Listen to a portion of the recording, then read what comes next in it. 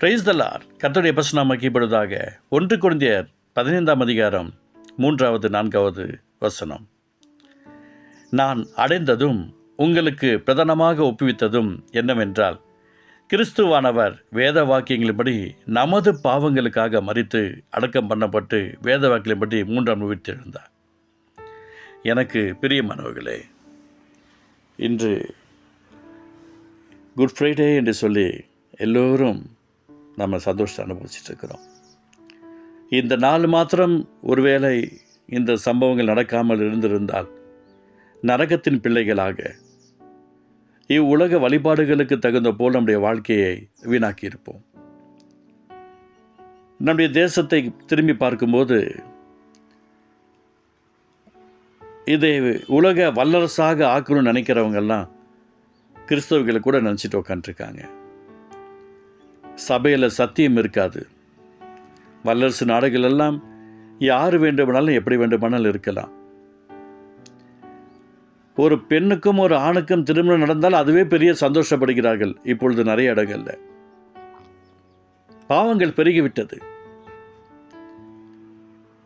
அம்மாவே காசு கொடுக்குறாங்க பையன் தப்பு பண்ணுறதுக்கு. அப்பா பாக்கெட்லேருந்து காசு எடுத்துகிட்டு போகிறாங்க பையன் தப்பு பண்ணதுக்கு.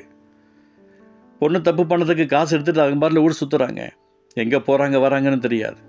அம்மா சொல்லுவாங்க, என் பொண்ணு தலை சூப்பர் தலை, காலையில் நான் வச்சு விட்ட பூ சாயந்தரம் வரும்போது வாடாமல் அப்படியே இருக்குது. என் பொண்ணு தலையே சூப்பர் தலை தான். உங்கள் பொண்ணெல்லாம் அப்படி கிடையாது, என் பொண்ணு சூப்பர் அப்படின்னுவாங்க. காலையில் வச்ச பூ அந்த தலையில் மட்டும்தான் வாடாமல் இருக்குது அப்படின்னா வேற எவனும் மாலையில் வைக்கிறான் அப்படின்னு அர்த்தம். பாவங்கள் பெருகிவிட்டது. யாரையும் கேள்வி கேட்க முடியல. இன்றைக்கி உலக நபர்களில் பார்த்தீங்க அப்படின்னு சொன்னால் எங்கே பார்த்தாலும் மொபைலில் வாழ்க்கையை ஓடிக்கிட்டு இருக்கிறது. அதுவும் கிறிஸ்தவர்களிடத்தில் அதிகமாக காணப்படுகிறது. அதுவும் ஊழியர்களிடத்தில் சொல்லவே வேண்டாம்.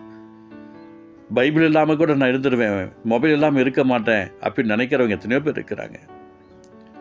எனக்கு பிரியமானவர்களே, நாம் இந்த பூமியில் எவ்வளோ பாவம் செஞ்சுருக்கிறோம், எவ்வளோ அக்கிரமத்தை அனுபவிச்சு, எவ்வளோ மோசமானவர்களாக இருந்திருக்கிறோம். இந்த இயேசப்பா தான் நம்முடைய பாவங்களுக்காக மரித்தார். நம்முடைய பாவங்களுக்காக அவர் தான் மரித்தார். இன்று பாவத்தோடு இருந்து நரக வேதனை அனுபவித்து தப்பு பண்ணிட்டோமே என்று சொல்லி சூசைட் பண்ணுகிற எத்தனையோ நபர்கள் இருக்கிறார்கள்.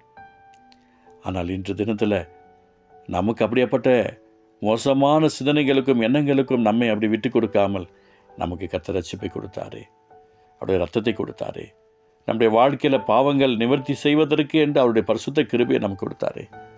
அந்த தெய்வத்துடைய அன்புக்காரன் கூட இருந்து நம்ம ஆஸ்வதிக்காதா, நம்மை பலப்படுத்தாதா? எனக்கு பிரியமானவர்களே, அவரை விட்டுடாதீங்க. அவர் தான் நம்முடைய பாவங்களை நிவர்த்தி செய்யக்கூடியவர். நம்மளது மாத்திரமில்லை, உலகத்தில் இருக்கிற எந்த மனுஷனுடைய பாவத்தையும் அவரால் தான் கழுவ முடியும். உலகத்தில் எந்த மனுஷனையும் பிரகாசிக்க பண்ணுகிற மெய்யான ஒளி அவர். அதான் சொல்றார், நான் அடைந்ததும் உங்களுக்கு பிரதானமாக ஒப்பித்ததும் என்னவென்றால், கிறிஸ்துவானவர் வேத வாக்கிலின்படி நமது பாவங்களுக்காக மரித்தார், அடக்கம் பண்ணப்பட்டார், வேத வாக்கிலின்படி 3ஆம் நாள் உயிர்த்தெழுந்தார். அந்த தெய்வம் இன்னைக்கு உயிரோடு தான் இருக்கிறார். அந்த தெய்வம் உயிரோடு இருக்கிறதுனால்தான் நம்முடைய வாழ்க்கை இன்னும் ஆஸ்வதிக்கப்பட்டு கொண்டே இருக்கிறது. யாருங்க நமக்காக பரிந்து பேசினது? ஈபிகோ செக்ஷன் ஒரு வேளை வச்சிருந்தா எத்தனை முறை நாம் செத்து போயிருப்போம். பழைய ஏற்பாட்டு காலத்தில் கிடைக்காத சிலாக்கியம், கண்ணுக்கு கண் பல்லுக்கு பல், கை கை காலுக்கள் அடிக்கடி உதைக்க என்று சொல்லப்பட்ட காலங்கள் மாறி நியாயப்பிரமாணத்திலிருந்து நமக்கு கிருபையின் காலமாக கர்த்தர் கொடுத்திருக்கிறாரே. அதனால தான் இயேசுவானவர் நம்முடைய பாவங்களுக்காக மரித்தார். அதனால தான் இன்றைக்கி நம்ம சந்தோஷத்தை அனுபவிக்கிறோம். அதனால தான் நம்ம நிம்மதி அனுபவிக்கிறோம். அதனால தான் அமைதி அனுபவிக்கிறோம்.